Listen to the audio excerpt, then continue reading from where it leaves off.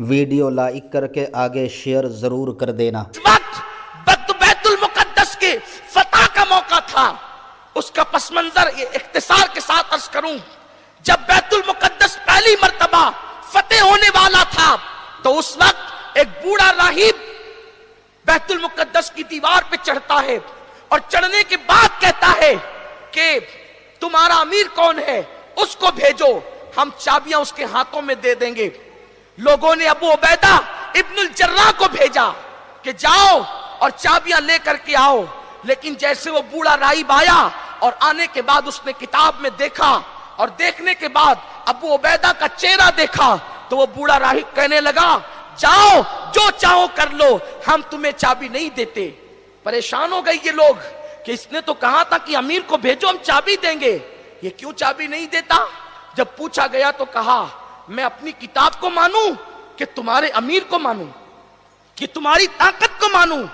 میری کتاب جو الہامی کتاب ہے اس میں لکھا ہوا ہے کہ مسلمانوں کا جو امیر، جس کے گال اندر کو ہوں گے، جس کی داڑھی لمبی ہوگی، جس کی آنکھیں اندر کو دسی ہوگی، جس کی انگلیاں بڑی بڑی ہوگی اور جس کی انگلیوں پہ گوشت کم ہوگا، جو دبلا پتلا ہوگا، پنڈلی کے اوپر جس کی جو ہے وہ تہبند ہوگی، اس کے اور اس کا رنگ سرخ ہوگا، اس کو یہ چابی دی جائے گی، اور وہ نہ ہوگا تو دنیا کی کوئی طاقت بیت المقدس کو فتح نہیں کر سکتی۔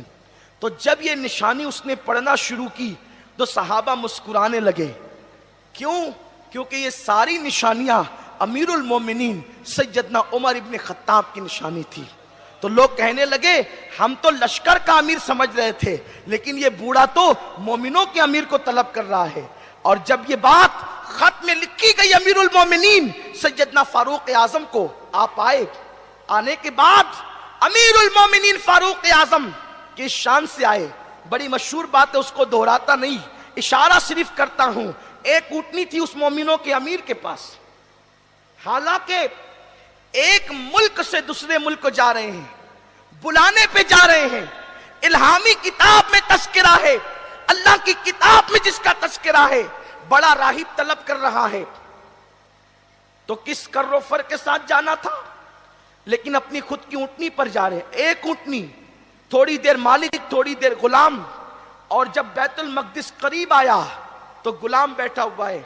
فاروق اعظم نے جو چمڑے کے موزے پہنے ہیں وہ پھٹے ہوئے ہیں، اور وہ پھٹے ہوئے موزے پیر میں تو نظر نہیں آ رہے تھے کہ پھٹے، لیکن بیچ میں ایک نالا آ گیا پانی کا، تو وہ چمڑے کے موزے نکالے اور نکالنے کے بعد اپنے کندھوں پہ ڈالے۔ تو کندھوں پہ ڈالنے کی وجہ سے جو پھٹے ہوئے موزے تھے وہ نظر آنے لگے کہ پھٹے ہوئے ہیں۔ ابو عبیدہ ابن الجراح، خالد بن ولید آپس میں باتیں کر رہے ہیں، حضرت کیا کر رہے ہیں یہ؟ امیر المومنین یہ کیا کر رہے ہیں؟ وہ پھٹے ہوئے موزے پیر میں تھے تو چھپے تھے، ایک کندھوں پہ ڈال دیے تو نظر آ رہے ہیں، ان پہ کیا اثر پڑے گا، ان پہ کیا رعب ہوگا، کیا دبدبا ہوگا؟ امیر المومنین جیسے ہی پار گئے، کان میں ابو عبیدہ نے کہا حضرت آپ نے یہ کیا کیا؟ پورا بیت المقدس آپ کا منتظر ہے کہ مومنوں کا امیر کون آ رہا ہے، اور آپ اس طرح فقیرانہ شان سے آ رہے ہیں؟ ارے موزے پھٹے تھے، پیر میں نظر نہیں آ رہا تھا پھٹا پن، کندھے پہ ڈالے تو پھٹے ہوئے موزے نظر آ رہے ہیں۔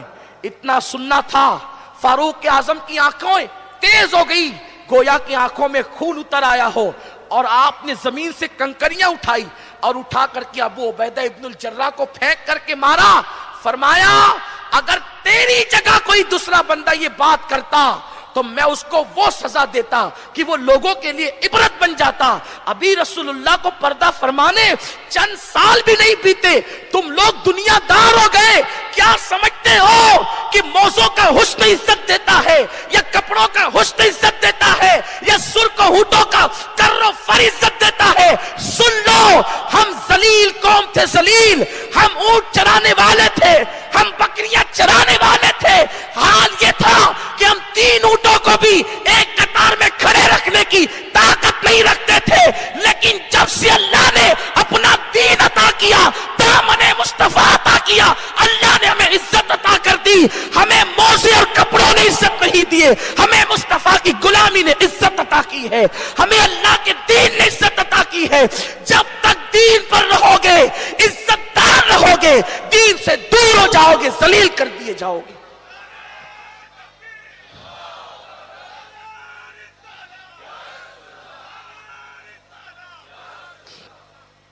دین کو چھوڑ کر عزت ڈھونڈنے والوں، عزت کہاں ہے؟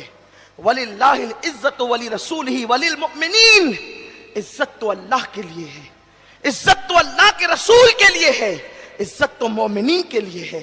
لیکن حیرت ہو گئی، حد ہو گئی، نوکریوں کے لیے داڑیاں چھوٹ رہی ہے، نماز چھوڑنا کوئی خاص بات نہیں مسلمانوں کے لیے، نماز چھوڑنا کوئی خاص بات نہیں مسلمانوں کے لیے، نماز چھوڑنا تو ایک عام بات ہے، جبکہ اللہ کے حبیب نے فرمایا من ترک الصلاۃ متعمدا فقد کفر، جس نے ایک وقت کی نماز جان بوجھ کے چھوڑ دی وہ کافر ہو گیا۔ حدیث کا جو ہے وہ لغوی اور لفظی معنی یہی ہے، حالانکہ پھر اس کی ترجمانی میں تاویلاً ہم یہ کہتے ہیں احناف کہ جس نے ایک وقت کی نماز چھوڑ دی وہ کفر کی حد تک پہنچ گیا، لیکن یہ ہم کہتے ہیں حضور علیہ السلام کی حدیث کا لفظی معنی یہی ہے متعمدن فقد کفر، وہ کافر ہو گیا۔ اسی لیے غوث الاعظم دستگیر جو حنبلی المسلک ہیں ان کا فتویٰ یہی ہے کہ جو ایک وقت کی نماز جان بوجھ کر چھوڑے وہ کافر ہو گیا۔ اب آپ مجھے بتائیں، ہم کہتے ہیں کہ فلاں مفتی صاحب نے فلاں پہ کفر کا فتویٰ لگایا اس لیے ہم اس کو مسلمان نہیں مانیں گے، جس پر غوث پاک نے کفر کا فتویٰ لگایا اس کے بارے میں کیا خیال؟ میں یہ نہیں کہتا آپ کو کہ اس لوگوں کو کافر مانتے چلے جاؤ یا کافر، یہ نہیں کہتا، لیکن سوچو تو اگر فیصلہ قیامت میں غوث پاک کے فتوے کے مطابق کیا گیا تو ہمارا شمار کس میں ہوگا؟ آپ مجھے بتائیں ہمارا شمار کن لوگوں میں ہوگا؟ بستر پہ سو کر نمازیں ترک کرنے والے، نرم گدوں پہ نمازیں چھوڑ